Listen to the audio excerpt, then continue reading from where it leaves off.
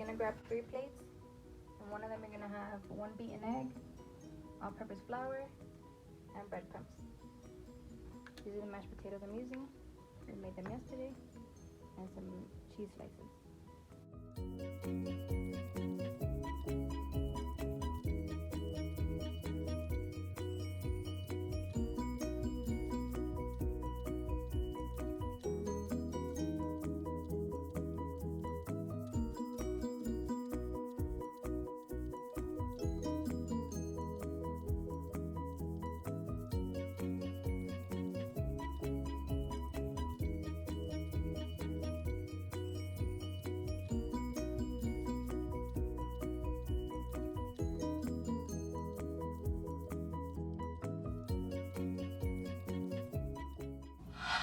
Here they are. I'm gonna put them in the fridge for 30 minutes. I'm gonna let my oil heat up. Remember, everything's already cooked in the mashed potatoes. All we're looking for is to brown the outside, and I'll let you know how long that takes.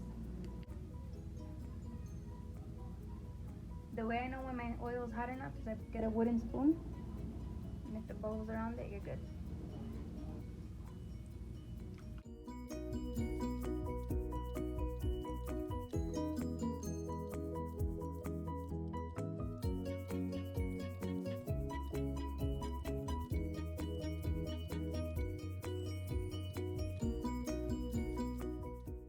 Okay, so that took 5 minutes on both sides. The timing might be different on your stove, but as soon as you see it starting to brown and crust on the outside, then they're ready.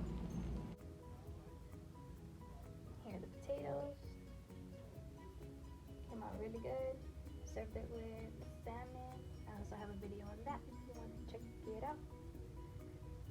And that's it, guys. Please like and subscribe on the way out, and have a good day.